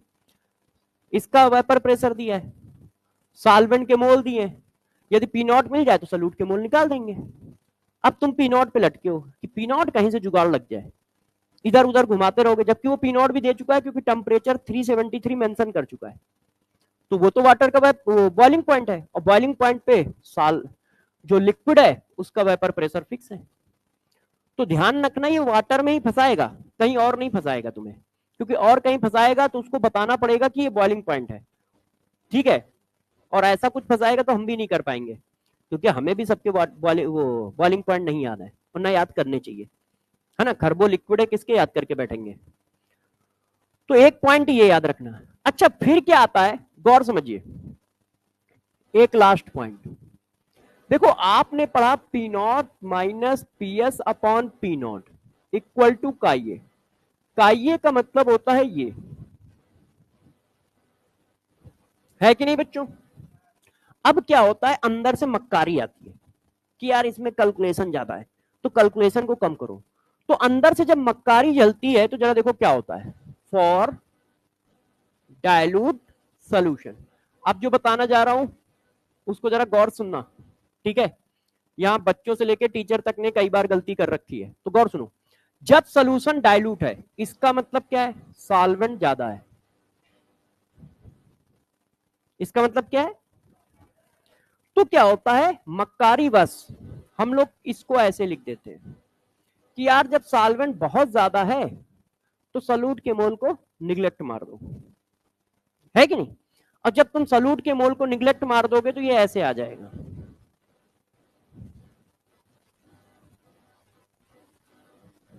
अब कैलकुलेशन थोड़ी इजी हो गई, अब कैलकुलेशन थोड़ी इजी हो गई कि नहीं, क्लियर है? कौन सा ऊपर वाले में, यहाँ, हाँ हाँ हाँ, ये एक सही चीज पूछी है। देखो निग्लेक्ट करते किसको है, निग्लेक्ट होता है रिलेटिव टर्म, ठीक है। जैसे सपोज करो हम, अब देखो मैं 2-3 क्वेश्चन पूछूंगा, अपने आप समझ जाओगे। मैं भिखारी हूं, मेरे पास 2 रुपए है, ये अमीर आदमी है, इनके पास 1 लाख रुपए है। अब तुमसे पूछा गया मेरे पास कितने पैसे हैं, तो तुम 2 बताओगे, 0 नहीं बताओगे। मैंने कहा इनके पास कितने पैसे हैं, 1 लाख बताओगे, क्योंकि एब्सोल्यूट वैल्यू पूछी गई है। अब मैं कहता हूं दोनों का सम लगभग कितना है, अब तुम मेरी वैल्यू निगलेक्ट कर दोगे कि अरे यार 1 लाख 2 कौन बोलेगा, 1 लाख रुपए है सर लगभग। मगर यदि किसी भिखारी की एक्चुअल वैल्यू पूछोगे तो बतानी पड़ेगी ना। तो यहां उसके एक्चुअल मोल लिखे हैं, यहां सम लिखा है, तो ये जितना भी निगलेक्ट होता है वो हमेशा सम और सब्ट्रैक्ट में होता है। इंडिविजुअल वैल्यू पे कभी कोई चीज निगलेक्ट नहीं की जाती है, निगलेक्ट कर दोगे तो 0 हो गई वो तो। इसका मतलब तुम कह रहे हो सलूट के मोल ही नहीं है, सलूट के मोल तो है मगर सॉल्वेंट के रिस्पेक्ट में नहीं है। तो हमेशा ऐड और सब्ट्रैक्ट में चीजें निगलेक्ट की जाती है। हाँ हाँ, इंडिविजुअल यदि है तो वो रहेगा, वो निगलेक्ट कर ही नहीं सकते हो, है ना, वो निगलेक्ट कर नहीं सकते हो। बात समझ पाए, तो ये बात है। अच्छा ये करके हम ये चीज कर लेते हैं। अब देखो मैं एक एक करके समझाता जाऊंगा, पढ़ाता जाऊंगा, बस 4 मिनट और लूंगा आपके। देखो ये यूनिवर्सल फार्मूला है, यूनिवर्सल का मतलब आप जब मन हो तब लगाओ, आपको रोकने टोकने वाला नहीं है, हमेशा सही क्वेश्चन आएगा। सॉल्यूशन चाहे जैसा हो, एनी टाइप ऑफ सॉल्यूशन, चाहे वो कंसंट्रेटेड हो चाहे वो डाइल्यूटेड हो, कोई लेना देना नहीं है, मस्त आंसर आएगा और सही आंसर आएगा हाई एक्यूरेसी के साथ। ये जो है ये वाला only for dilute solution, only for dilute solution, ये सिर्फ डाइल्यूट सॉल्यूशन पे लगेगा। अब गौर सुनो, बस 1 मिनट पेन चलाना रोक दो बेटा, शादीशुदा, जरा समझो। अब इस बात को जरा गौर समझिएगा, ये जो मक्कारी है ये 2004 के आसपास आईआईटी के क्वेश्चन में कर दिया गया। 2004-3 में क्या होता था, आईआईटी एडवांस का पेपर लिखने को आता था, जैसे आप बोर्ड के पेपर देते हो, तो वहां पर स्टेप बाय मार्किंग होती थी। आपको क्वेश्चन आएंगे, आप लिखो कॉपी पे, और फिर वो कॉपी चेक होती थी, स्टेप बाय मार्किंग होती थी। उस समय बच्चे बैठते थे 1.5 लाख से 2 लाख, इतने बच्चे बस बैठते थे एडवांस में। हम लोगों के टाइम से थोड़ा और पहले, हम लोगों के टाइम तो 70-80 हजार ही बैठ पाते थे, ठीक है। मैं उस समय की बात बता रहा हूँ जब मैंने पढ़ाना शुरू किया था। तो क्या हुआ, आईआईटी कानपुर ने वो पेपर लिया था, उन्होंने देखा कि बच्चों ने ये सब चिपका रखा है, उन्होंने उठा के सारे क्वेश्चन काट दिए कि भैया ये गलत है, इसके नंबर नहीं मिलेंगे। तो लोगों ने कहा यार क्यों, ये तो एनसीईआरटी में भी बताया गया है, सब लोग बता रहे हैं। तो उन्होंने कहा प्रभु पूरे क्वेश्चन में पढ़ के सुनाओ, कहीं डाइल्यूट सोल्यूशन लिखा है, नहीं। तो अंदर से हरी चटनी वाले बाबा क्यों बन रहे हो कि अपने आप डाइल्यूट सोल्यूशन मान के बैठ रहे हो। भाई जब डाइल्यूट सोल्यूशन कहीं नहीं लिखा है तो तुम कैसे मान लोगे, तुम्हें इतना आत्मज्ञान कहां से आ गया कि नहीं यार होगा डाइल्यूट सोल्यूशन है। तो उन्होंने कहा कि ये जो फर्जीपना है तुम्हारा, ये ऐसे काम नहीं करेगा। मैंने क्वेश्चन में डाइल्यूट सोल्यूशन नहीं लिखा तो तुम कैसे लिख सकते हो। तो लोग चिल्लाने लगे कि सर कैलकुलेशन इजी कैसे करेंगे। तो उन्होंने कहा ये बताओ ना कि तुम्हारी प्रॉब्लम कैलकुलेशन इजी करना है। तो आईआईटी ने उस जगह पे, क्योंकि वो अपना सोल्यूशन लिख के देते थे, जैसे पेपर हो गया कॉपी चेक हो गई, फिर वो अपना सोल्यूशन देते थे। तो उन्होंने अपने सोल्यूशन में क्या बताया कि यार ये जो है ना, ये फर्जीपना ना फैला के आप ये फर्जीपना फैलाओ। गौर सुनना, देखो मैं गलत नहीं लिख रहा हूं, है ना। P not minus P S upon P S लिखो, यहां पी नॉट है और यहां देखो पी एस है। P not minus P S upon P S equal to N A upon N B लिखो। अब गौर सुनना, ये यूनिवर्सल फार्मूला है, इस फार्मूले को रीअरेंज करके ये आया है। ये क्या है, गौर सुनिए, यूनिवर्सल फार्मूला, ठीक है, एनी टाइप ऑफ सॉल्यूशन के लिए अप्लीकेबल है। क्या, एनी टाइप ऑफ सोल्यूशन, मतलब कैसा हो, कंसंट्रेटेड हो या डाइल्यूटेड हो, हर तरह के सोल्यूशन के लिए एप्लीकेबल है। तो अब जरा आप बात समझो, ये हम कभी यूज नहीं करेंगे, हम लोग, हाँ कभी यूज नहीं करेंगे।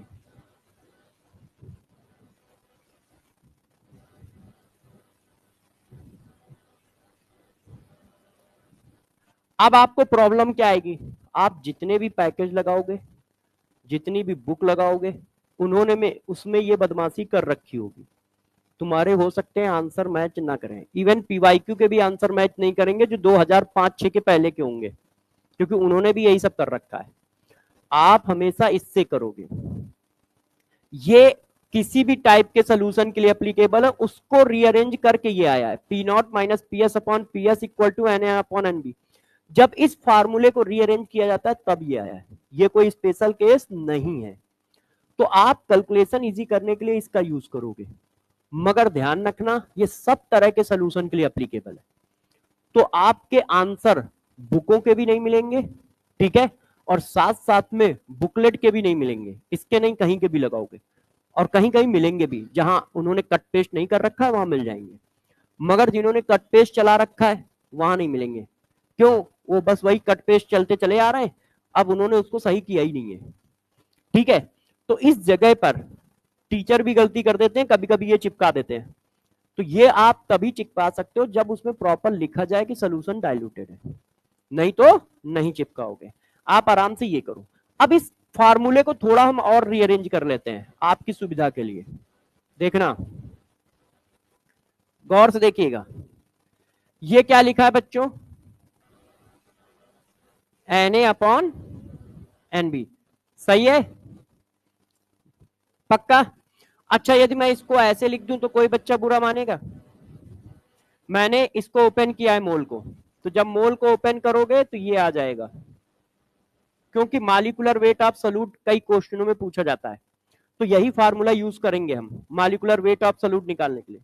मोल को खोला, मास अपॉन मालिकुलर मास, इसको खोला, मास अपॉन मालिकुलर मास, वो ऊपर चला गया, है ना। अच्छा अब और बताओ, अब मैं इसको ऐसे लिख दूं तब जरूर टेंशन में आ जाओगे कि सर ये क्या किया आपने, ये उम्मीद आपसे तो नहीं थी कि समझ पाए।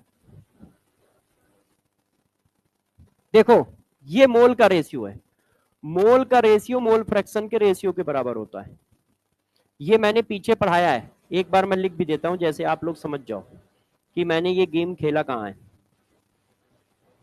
मोल कॉन्सेप्ट में ये पढ़ाया था, मोल फ्रैक्शन का रेशियो मोल के रेशियो के बराबर होता है, पढ़ाया था।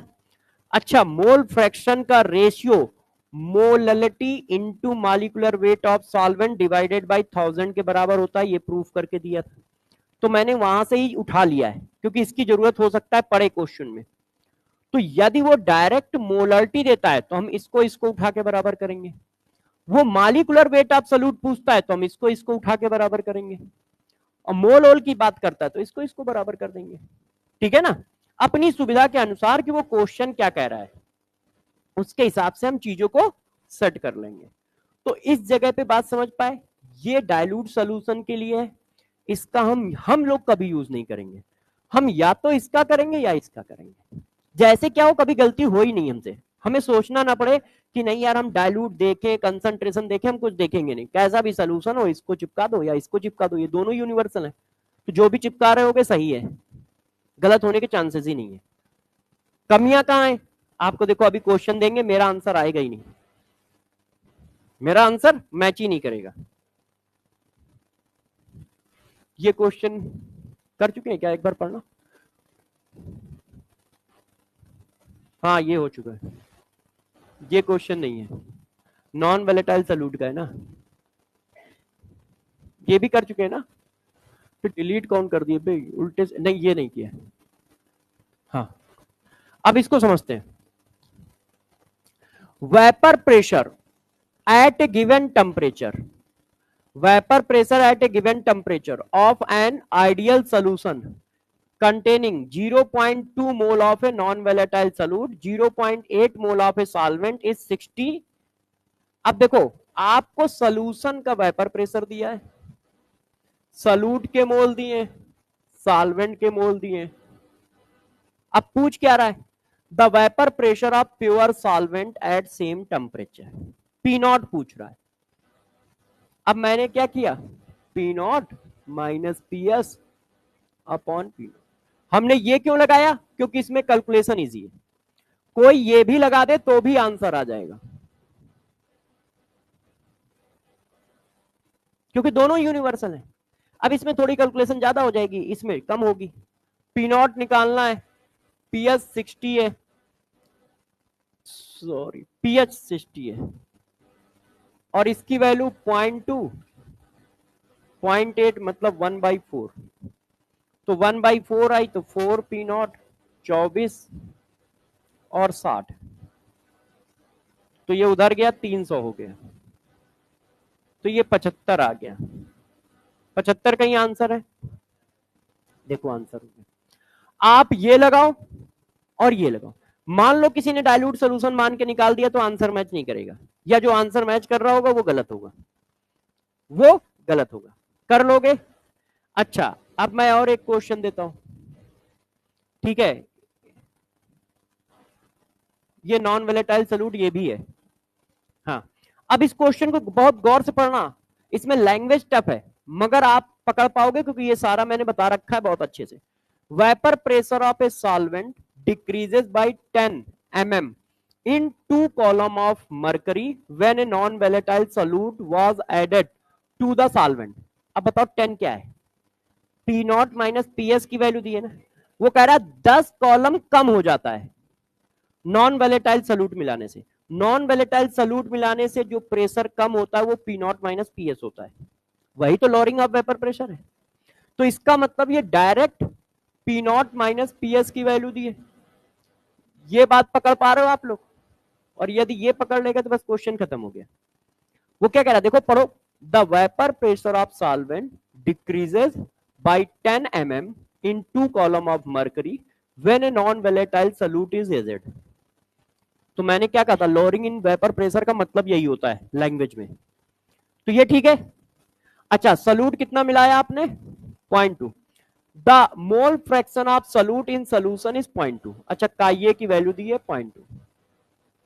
क्लियर? इक्वेशन क्या हो गई, डायरेक्ट लिख दूं, कोई डरेगा कि तो नहीं? समझ गए? P not minus P S equal to P nought into chi A, है ना? यही तो फार्मूला था, P not minus P S equal to P nought into chi A. अच्छा, आगे क्या कह रहा है? What should be the mole fraction of solvent if the decrease in the vapour pressure is to be 20 mmHg of mercury. कह रहा है वो मोल फ्रैक्शन सॉल्वेंट का बताओ जब डिक्रीज कितना हो रहा है, 20 हो रहा है। तो इसका मतलब वो कह रहा है कि P not minus P S की वैल्यू जब 20 होगी तब सॉल्वेंट का मोल फ्रैक्शन कितना होगा। अब सॉल्वेंट को मोल फ्रैक्शन निकालने का कोई फार्मूला हमारे पास नहीं है, मगर सॉल्यूट का है। सॉल्यूट आ गया तो सॉल्वेंट आ गया, तो हम सॉल्यूट का निकाल देते हैं। कैसे? देखो 20 रख दिया, हमारा ये फार्मूला है, इसकी वैल्यू 20 है। अब ये कहीं से जुगड़ जाए तो ये आ जाएगा, ये कहां से जुगड़ेगा, ये तो कांस्टेंट होता है ना,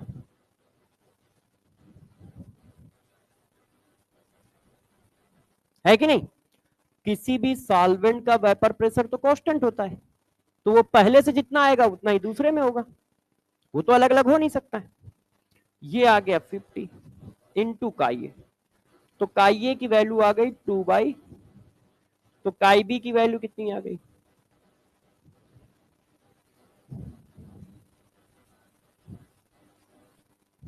सही है, ये देखो कर लोगे तो ये हमारा आंसर आ गया। उसने देखो, मैंने कहा ना, वो लैंग्वेज, जब ये relative lowering of vapour pressure वाले क्वेश्चन होंगे तो उसमें लैंग्वेज का बड़ा रोल होगा। बहुत सिंपल होंगे मगर लैंग्वेज टफ होगी उसकी, और लैंग्वेज इसीलिए मैंने हिंदी उर्दू सब में लिख दी है जितनी लैंग्वेज हमें आती थी, कि जैसे तुमको रियल में पता रहे कि हाँ उसकी मीनिंग क्या है। Relative lowering of vapour pressure का क्या मतलब होता है, लॉरिंग ऑफ वेपर प्रेशर का क्या मतलब होता है, क्योंकि वो लॉरिंग ऑफ वेपर प्रेशर नहीं देगा, वो उसकी पूरी लैंग्वेज देगा। जैसे इसने पूरी लैंग्वेज दी है, यदि वो सीधा सीधा लिख देता है लॉरिंग ऑफ वेपर प्रेशर 10 है, तुम कर देते, उसने उसको लैंग्वेज में सेट करके दिया है, तो ऐसे ही आपको वो देगा। अब आप लोग छाप लो, फिर क्वेश्चन कर लेते हैं। अच्छा कोई नहीं, कल क्वेश्चन कर लेंगे, आप छापो तो सही।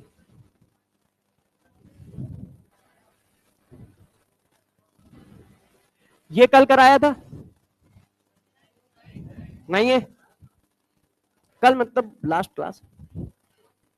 हाँ करो फिर।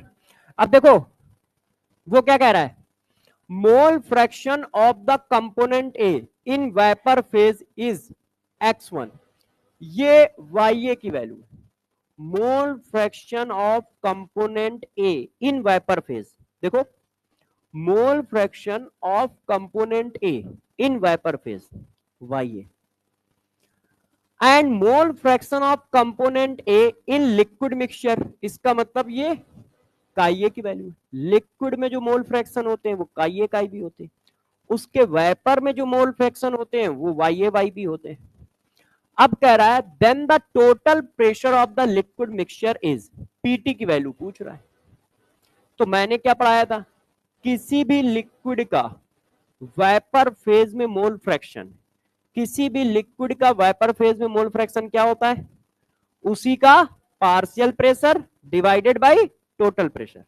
भाई सैटरडे को ही पढ़ाया है, तो फार्मूले आर्मूले तो याद होने चाहिए, और साथ में जो पढ़ाया है वो मैंने क्या पढ़ाया, किसी भी लिक्विड का पार्शियल प्रेशर, किसी भी लिक्विड के वेपर फेज का मोल फ्रैक्शन, उस लिक्विड के pressure vapour pressure divided by total pressure.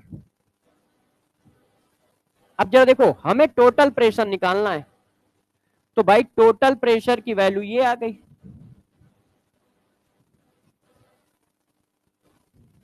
अब सबकी वैल्यू रखो, टोटल पार्शियल प्रेशर को क्या लिख दोगे, अब देखो पी नॉट की वैल्यू पी नॉट, अब काइए की वैल्यू क्या है x2, वाई की वैल्यू क्या है x1, तो ये आंसर आ गया कि total pressure of mixture is P A not काई टू डिवाइडेड बाई काई वन। ऐसा कहां पे है, P A not x2 divided by x1, कर लोगे। अच्छा इस क्वेश्चन में थोड़ी सी एरर है, इस क्वेश्चन को मैं थोड़ा ठीक कर देता हूं, अब सही है। अब देखो इस क्वेश्चन को करते हैं, ठीक है।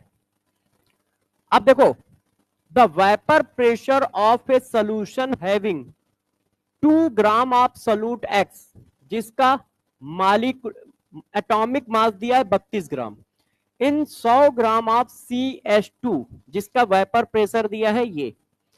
अब ये क्या है, ये पी नॉट है, प्योर लिक्विड का molecular vapour pressure, pure liquid का वेपर प्रेशर क्या होगा P not. The vapour pressure of a solution having 2 gram of solute in 100 gram of CH2 is इतना, तो ये पीएस है। अब मेरे से पूछ क्या रहा है, मालिकुलर फार्मूला ऑफ सोल्यूट बताओ, तो यार मालिकुलर फार्मूला ऑफ सोल्यूट पूछ रहा है, तो जरा बताना मालिकुलर वेट कैसे निकालते हो। भाई मान लो कोई मालिक्यूल ऐसे लिखा है, तो कैसे इसका मालिकुलर वेट निकालोगे, एक मालिक्यूल लिखा है AX, तो आप यही तो लिखोगे कितने एटम है X into atomic weight of A, ऐसे ही तो करते हो। तो एटॉमिक वेट की वैल्यू हमें दी है 32, यदि मालिकुलर वेट निकल आए तो खेल हो जाएगा, एटॉमिक वेट से डिवाइड कर देंगे तो एटॉमिसिटी आ जाएगी, एटॉमिक वेट से डिवाइड कर दोगे तो एटॉमिसिटी आ जाएगी, सही चल रहा है ना। तो इसका मतलब मालिकुलर वेट निकालना है, तो मालिकुलर वेट कैसे निकालोगे, अभी फार्मूला लिखा है देखो, मैंने सब आपके लिए सेट कर रखा है, बस आपको थोड़ी मेहनत करनी है, मगर वो भी नहीं करनी है तो फिर दिक्कत है। ये देखो इसको इसको उठा के बराबर करो, डायरेक्ट तो करना है आपको, उसने टब बनाया है। मगर हम लोगों के लिए तो इजी है।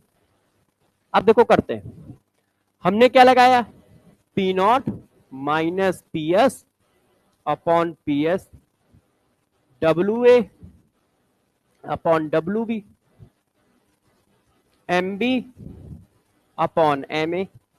देखो पी नॉट कितना दिया है, पढ़ के बताओ भाई, 1800, 854 माइनस, अच्छा ये कितना दिया है, 4, है ना, divided by, equal to mass of solute, mass of solvent, molecular weight of solvent, इसका मॉलिक्यूलर वेट निकालो, 12 और 64 कितना हुआ, 76। सॉल्यूट का निकालना है कि नहीं, सही चल रहा है, कट्टम काट खेला जाए, अब इधर उधर कर लो। तो देखो एम ए इक्वल टू 2,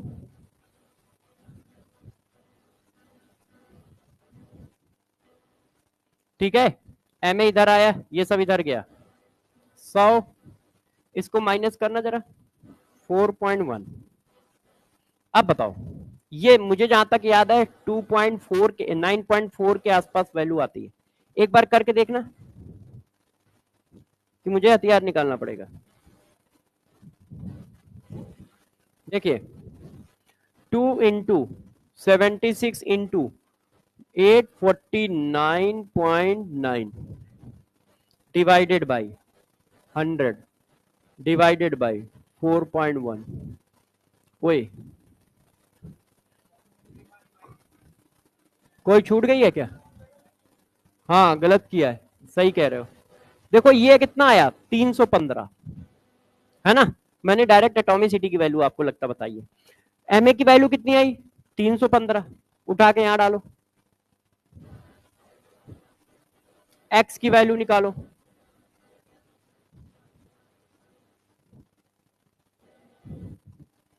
तीन सौ पंद्रह डिवाइडेड बाई 32, है ना, 9.84।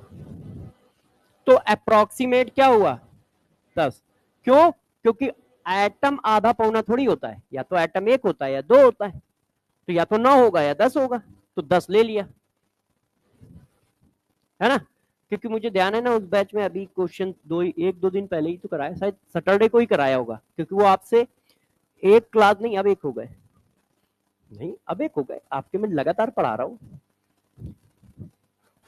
तो आपका और उनका एक या दो क्लास आगे होगा। मैं वहां पढ़ा चुका हूँ बॉइलिंग पॉइंट, फ्रीजिंग पॉइंट, आज ऑस्मोसिस पढ़ाना है, तो हाँ वो एक क्लास का डिफरेंस है, मगर पढ़ाने के बाद है, तो टोटल 2 ही है इसका मतलब, क्योंकि वहां जाके भी तो आज पढ़ा दूंगा, तो 2 हो जाएगा।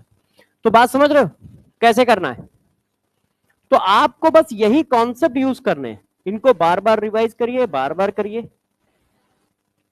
ठीक है।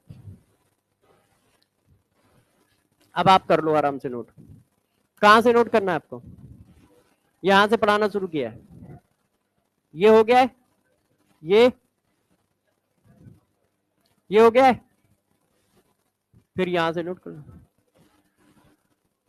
बात समझ तो पा रहे हो क्या हुआ है, किसी बच्चे को कोई डाउट, समझ पा रहे हो, हाँ भाई जनता जगह इसको, समझ पा रहे हो, उधर पीछे सबसे पीछे, ठीक है, कोई डाउट तो नहीं आ रहा है, कुछ आ रहा हो तो पूछ लो, इधर भाई तुम लोग, कोई डाउट आउट, कुछ पूछना है, पूछना है, कुछ डाउट नहीं है, तुम लोग समझ पा रहे हो, तो तुम इतना जल क्यों रहे हो उससे, तुम भी कोशिश करो, ऐसे थोड़ी होती है, नकारा निकम्मा लोगों को थोड़ी कोई शादी होती है, अब यदि हुई है तो जरूर कुछ खास बात होगी भाई में, है, करोड़ों की प्रॉपर्टी तो नहीं है, क्यों, चलो छप गया है, क्लास होने में कितना टाइम बचा है, कितना, क्लास कितने बजे खत्म होती है, 1 बजे हो जाती है,